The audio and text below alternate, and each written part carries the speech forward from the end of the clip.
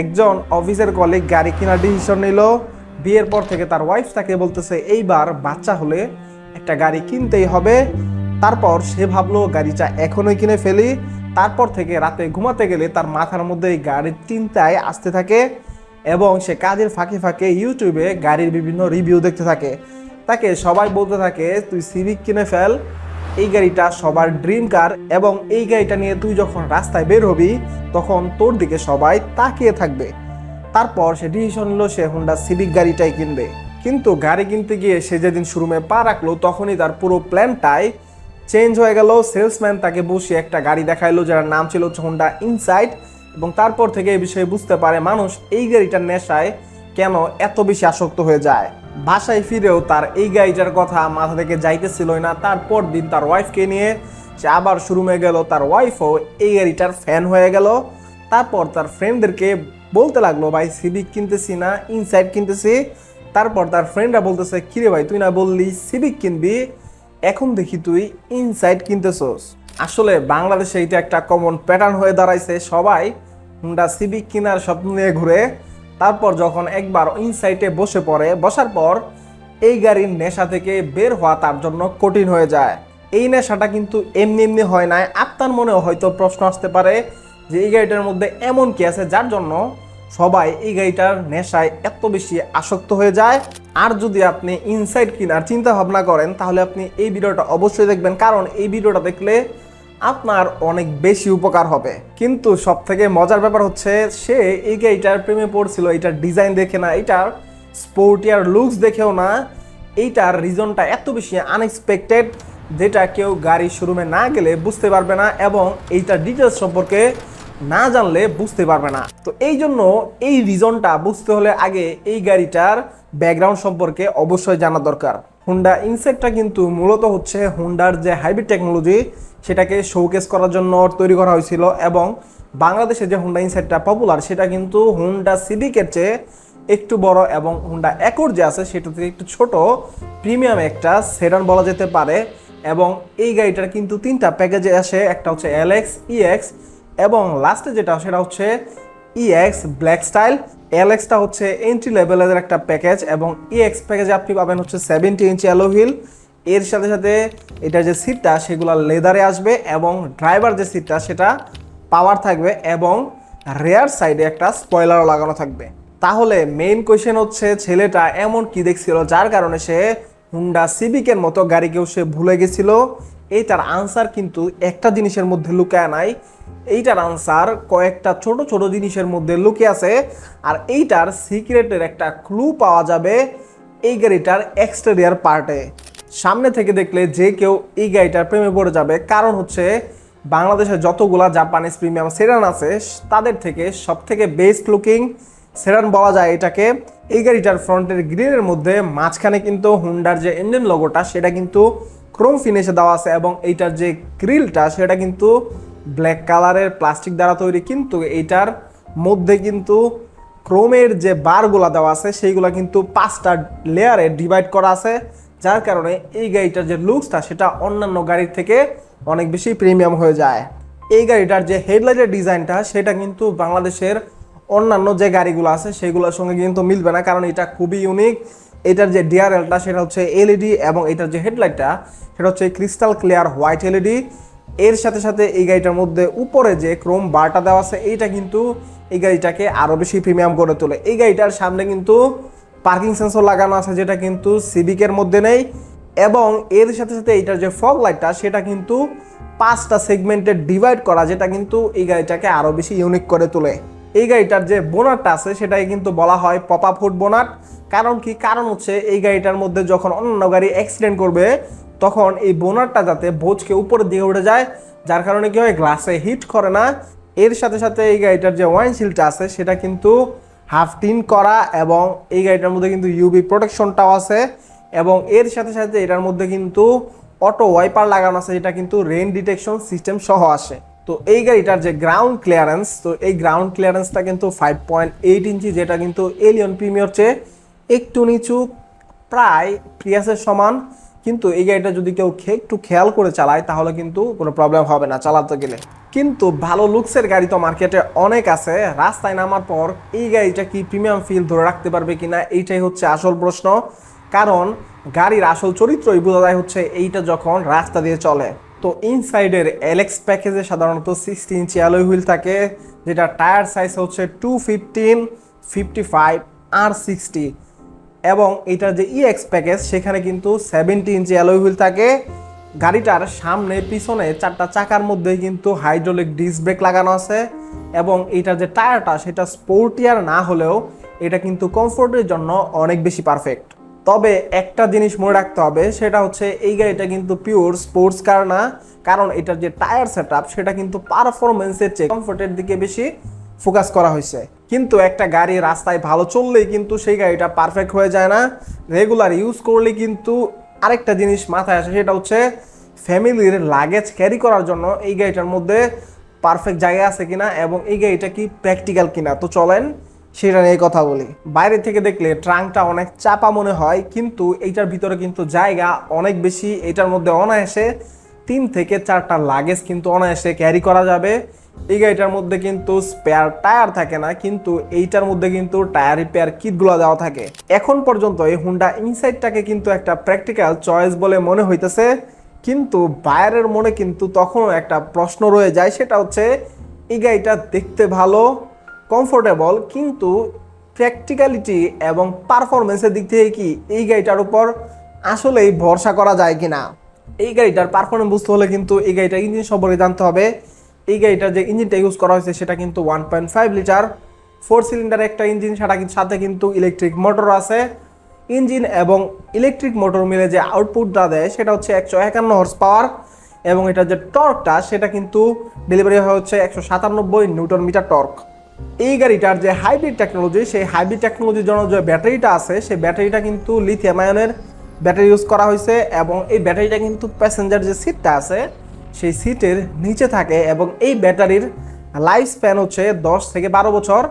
যার কারণে কি হয়, যার কারণে যারা হাইব্রিড গাড়ি নিতে ভয় পায় তাদের কিন্তু এইখানে ভয়টা কমে যাচ্ছে, কারণ এই ব্যাটারি নষ্ট হওয়া নিয়ে মানুষের মাথায় অনেক টেনশন থাকে, এই টেনশনটা কিন্তু আর করতে হচ্ছে না।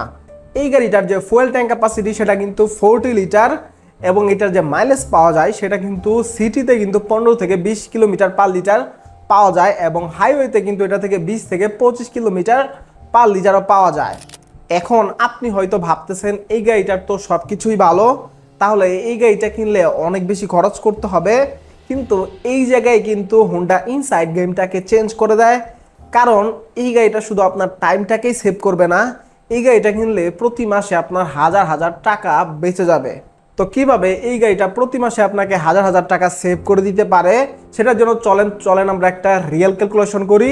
তো ধরেন এই গাড়িটা আপনি প্রতি মাসে 1000 কিলোমিটার রাইড করবেন, তাহলে এই গাড়িটা যদি 20 থেকে 22 কিলোমিটার পার লিটার আপনাকে মাইলেজ দেয়, তাহলে আপনার ফুয়েল লাগতেছে 45 থেকে 50 লিটার মানে প্রতি মাসে।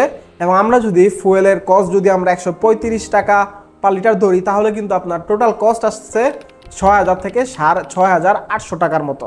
তারপরে ইঞ্জিন অয়েল যদি আপনি চেঞ্জ করতে চান, ইঞ্জিন অয়েল কিনতে লাগে প্রায় 7000 থেকে 9000 টাকা, কিন্তু এটা কিন্তু প্রতি মাসে লাগে না। এটা হচ্ছে যদি হাইব্রিড গাড়ির ক্ষেত্রে আপনি ধরেন, তাহলে কিন্তু 7000 থেকে 8000 কিলোমিটার চালানোর পর কিন্তু এইটার ইঞ্জিন অয়েল চেঞ্জ করতে হয়। সেটা যদি আমরা প্রতি মাসে ভাগ করে দেই, তাহলে কিন্তু 1000 থেকে 1500 টাকা আপনার প্রতি মাসে পড়তেছে। এর সাথে সাথে অ্যাড হলো মাইনর যে মেনটেন্যান্স কস্টগুলো আছে সেইগুলোও কিন্তু অ্যাড হবে, সেটা ধরেন 1500 টাকা বা 1000 টাকা হইতে পারে। তাহলে কিন্তু আপনার ইনসাইডের টোটাল কস্ট আসতেছে মান্থলি আপনার 9 থেকে 10,000 টাকা প্রতি মাসে। এখন চলেন আমরা সিভিকের ক্যালকুলেশনটা করে ফেলি, কারণ সেই যেহেতু সিভিক্সের ইনসাইড আসলো কেন আসলো। তো সিভিকের যে ইঞ্জিনটা সেটা কিন্তু 1.8 লিটার, এটা টার্বো চার্জ ইঞ্জিন। এইটাতে কিন্তু মাইলেজ আপনি 8 থেকে 10 কিলোমিটার পাবেন এভারেজে। তাহলে আপনার ফুয়েল লাগতেছে 100 থেকে 125 লিটার, যেটার কস্ট কিন্তু আসবে প্রায় 17,000 টাকার মতো। এর সাথে সাথে ধরেন আদার যে মেনটেন্যান্স কস্ট, ধরেন ইঞ্জিন অয়েল চেঞ্জ করবেন বা ব্রেক প্যাড, এগুলো যদি আপনি চেঞ্জ করেন, আদার্স কস্ট ধরলাম আমরা 3000 টাকা, তাহলে কিন্তু টোটাল কস্ট আসতেছে 20,000 টাকার মতো প্রতি মাসে। তো আপনারাই দেখলেন কতটা ডিফারেন্স মেনটেন্যান্স কস্টে প্রতি মাসে। তো একজন মিডল ক্লাস ফ্যামিলির মানুষেরা কিন্তু তাদের ফ্যামিলির পিছনেই অনেক টাকা খরচ করতে হয়, তারপরে আবার গাড়ির পিছনে এত টাকা খরচ করতে হবে। তো এইটা ভেবেই কিন্তু সবাই চায় যে কম মেনটেন্যান্স কস্টের গাড়িগুলো কিনতে, যাতে তার মানে প্রেশারটা কম পড়ে। সেক্ষেত্রে কিন্তু হুন্ডা ইনসাইটটা অনায়াসে কিন্তু জিতে যায়। টাকা সেভ করা অবশ্যই অনেক ইম্পর্টেন্ট, কিন্তু এর চেয়েও ইম্পর্টেন্ট একটা বিষয় আছে, যেটা কিন্তু আপনার গাড়ি কেনার ক্ষেত্রে অবশ্যই আপনার মাথায় রাখতে হবে, যেটা কিন্তু টাকা দিয়েও পাওয়া যায় না। সেটা হচ্ছে আপনার জীবন, অর্থাৎ কতটুকু সেফটি ফিচার ইনশিওর করতে পারতেছে। তো এই দিক থেকেও কিন্তু হুন্ডা ইনসাইটটা আরেক ধাপে এগিয়ে যায়। তো সেফটির দিক থেকে হুন্ডা ইনসাইটে আছে হচ্ছে হুন্ডা সেন্সিং প্যাকেজ, যেটার মধ্যে collision control, lane departure alert, lane keep assist, এই ফিচারগুলো আছে। এর সাথে সাথে এটা যে ওয়াইন্ডশিল্ডটা আছে, এটার মধ্যে একটা ক্যামেরা লাগানো আছে, সেটা কিন্তু সবসময় রেডিয়েশন থ্রো করে, যাতে সামনের কোনো অবস্টিকেল আছে সেই অবস্টিকেলগুলোকে ইজিলি ডিটেক্ট করা যায়। এর সাথে সাথে সামনে 2টা পার্কিং সেন্সর, তারপর আছে পিছনে 4টা parking sensor, rare cross traffic alert, তারপর আছে হচ্ছে কলিউশন কন্ট্রোল, এই ফিচারগুলোও কিন্তু আছে। এর সাথে সাথে এই গাড়িটার মধ্যে কিন্তু কার্টেন এয়ারব্যাগ কিন্তু পর্যাপ্ত পরিমাণে দেওয়া হয়েছে, যাতে অ্যাক্সিডেন্টের সময় সেফটিটা আরও বেশি ইনশিওর হয়। আপনাদের কি মনে আছে ভিডিও শুরুতে আমরা একটা ছেলের কথা বলছিলাম, তার ডিসিশনটা কিন্তু পুরোপুরি চেঞ্জ হয়েছিল শুধুমাত্র সেফটি ফিচার দেখে না। সে যখন গাড়িটার মধ্যে বসার পর তার ডিসিশনটা কিন্তু চেঞ্জ হয়েছে সব বিষয়গুলো মিলিয়ে। তো এখন চলেন দেখা যাক এই গাড়িটার ইন্টেরিয়রের ভিতরে এমন কি আছে। এইটার যে স্টিয়ারিং, সেই স্টিয়ারিংটার মধ্যে কিন্তু টেলিস্কোপিক যে টিল ফিচারটা সেটা কিন্তু আছে। এর সাথে সাথে এটা কিন্তু লেদার র্যাপ করা, লেদার র্যাপের সাথে এটার মধ্যে যে হোয়াইট কালারের স্টিচিংটা করা হয়েছে সেটা কিন্তু আরও বেশি প্রিমিয়াম ফিল দেয়। সবচেয়ে অ্যাট্রাকটিভ যে বিষয়টা সেটা হচ্ছে এটার গিয়ার সিস্টেম। এটার মধ্যে কিন্তু কোনো গিয়ার লিভার নাই, সবগুলা কিন্তু আপনাকে সুইচের মাধ্যমে কন্ট্রোল করতে হবে। গাড়িটার যে ইনস্ট্রুমেন্টাল ক্লাস্টারটা, সেটার মধ্যে যে স্পিডোমিটারটা সেটা কিন্তু অ্যানালগ, আর বাকি সব কিছু কিন্তু ডিজিটাল। এটার মধ্যে কিন্তু ফুয়েল লেভেল এবং টেম্পারেচারটা কিন্তু ডিজিটালি দেখা যায়। এই গাড়িটার মধ্যে যে সিটগুলো ইউজ করা হয়েছে সেগুলা কিন্তু ফ্যাব্রিক এবং হচ্ছে লেদারের মিক্স করা। ড্রাইভার এবং প্যাসেঞ্জারের দুইজনের জন্যই কিন্তু সিট হিটার অপশনটা আছে, এবং সিট পাওয়ার যে অপশনটা সেটাও কিন্তু আছে। সেটা কিন্তু অনলি ইএক্স প্যাকেজে, এলএক্স প্যাকেজে কিন্তু আপনি এই ফিচারগুলো পাবেন না। তো এখন যদি আমরা রেয়ার সিটের দিকে চলে যাই, তো রেয়ার সিটের মধ্যে কিন্তু স্পেস নিয়ে কোনো কমপ্লেন হবে না, কারণ এটার যে হেড স্পেস, লেগ স্পেস সেটা কিন্তু অনেক পর্যাপ্ত পরিমাণ আছে। কারণ হচ্ছে এইটা কিন্তু এলিয়ন প্রিমিয়র চেয়ে 2.5 থেকে 3 ইঞ্চি বেশি চওড়া এই গাড়িটা, যার কারণে কিন্তু এই স্পেসগুলো নিয়ে কোনো কমপ্লেন নাই। এর সাথে সাথে কিন্তু রেয়ারে এসি ভেন্টও দেওয়া আছে, এবং যে সিট কভার, সেই সিট কভার পিছনে কিন্তু ছোটো ছোটো পকেট দেওয়া আছে, যাতে মোবাইলগুলো অনায়াসে রাখা যায়। তো এতক্ষণে হয়তো আপনি বুঝে ফেলছেন কেন সে হুন্ডা সিভিককে রিজেক্ট করলো। তাও চলেন দেখি আমরা কেন হুন্ডা ইনসাইটের প্রতি সে এত বেশি আসক্ত হয়ে গেছিল। কারণ সে শোরুমে গিয়ে এইটা বুঝে গেছিল যে একটা গাড়িকে শুধুমাত্র এই গাড়িটার পাওয়ার দিয়েই বা হচ্ছে স্পোর্টিয়ার লুক দিয়েই এই গাড়িটাকে সিলেক্ট করা যায় না। সে হুন্ডা ইনসাইটের প্রতি এই জন্য আসক্ত হয়ে গেছিলো, কারণ হচ্ছে হুন্ডা ইনসাইটের মধ্যে সে যে প্রিমিয়াম লুকটা পাচ্ছে, তারপর হচ্ছে রাইডে কমফোর্টেবল সে ফিল পাচ্ছে, এবং এর সাথে সাথে এই গাড়িটা কিন্তু অনেক ফ্যামিলি ফ্রেন্ডলি, ফ্যামিলি রাইড করার জন্য কিন্তু অনেক বেশি পারফেক্ট। এর সাথে সাথে এই গাড়িটার ফুয়েল এফিসিয়েন্সি কিন্তু অনেক ভালো, মেনটেন্যান্স কস্টও কিন্তু সিভিকের চেয়ে কম, এবং এর সাথে সাথে এই গাড়িটার যে মজার বিষয়টা সেটা হচ্ছে এই গাড়িটা কিন্তু 1500 সিসি হওয়ার কারণে এই গাড়িটাতে ট্যাক্স দিতে হচ্ছে ইয়ারলি 25,000 টাকা, কিন্তু সিভিকের মধ্যে কিন্তু আপনাকে 50,000 টাকার ট্যাক্স দিতে হবে। সেই কারণে কিন্তু এই সিভিকটাকে সে রিজেক্ট করে সে কিন্তু হুন্ডা ইনসাইটই নিয়ে নিল। কিন্তু সিভিককেও কিন্তু খারাপ গাড়ি বলা যাবে না, কারণ হচ্ছে সিভিকটা হচ্ছে জেনজিদের ক্রাশ। কারণ হচ্ছে তারা কিন্তু চায় চালিয়ে যেটা মজা পাওয়া যাবে এবং অ্যাগ্রেসিভ লোক। সেক্ষেত্রে কিন্তু মানে 80 থেকে 20 বা 25 এজের যে মানুষগুলো আছে তারা কিন্তু সিভিকটাই বেছে নেবে, কারণ হচ্ছে তারা চায় যে আমার যদি মেনটেন্যান্স কস্ট বেশি আসে আমি যাতে একটা অ্যাগ্রেসিভ লুক পাই এবং আমি যাতে এই গাড়িটা চালিয়ে মজা পাই। কিন্তু যারা এর থেকে আপ লেভেল আছে তারা কিন্তু সবসময় চিন্তা করবে যে মেনটেন্যান্স কস্ট কোনটাই বেশি। তো সেক্ষেত্রে কিন্তু এই জন্যই সে হুন্ডা ইনসাইটের দিকে মুভ করছে। তো এই ছিল আজকের ভিডিও। তো দেখা হবে নতুন কোনো ইনফরমেটিভ ভিডিওতে, এবং আপনারা অবশ্যই কমেন্টে জানাবেন নেক্সট ভিডিওটা আপনারা কোন গাড়ি সম্পর্কে জানতে চান। এবং আরেকটা বিষয় হচ্ছে যে আমরা যে ভিডিওগুলো বানাই এই ভিডিওগুলো স্টোরিগুলো আপনাদের কাছে কি ভালো লাগে কিনা, না আপনাদের কাছে বোরিং লাগে, অথবা কোন পার্টের মধ্যে প্রবলেম আছে, অথবা এডিটিংয়ে প্রবলেম আছে কিনা, সাউন্ডে প্রবলেম আছে কিনা, সেইগুলো কিন্তু আপনারা কমেন্ট করে জানাবেন। তাহলে আমরা বুঝতে পারবো যে আমাদের কোথায় প্রবলেম হইতেছে। তো এই ছিল আজকের ভিডিও। দেখা হবে নতুন কোনো ইনফরমেটিভ ভিডিওতে। সে পর্যন্ত ভালো থাকবেন। আসসালামু আলাইকুম।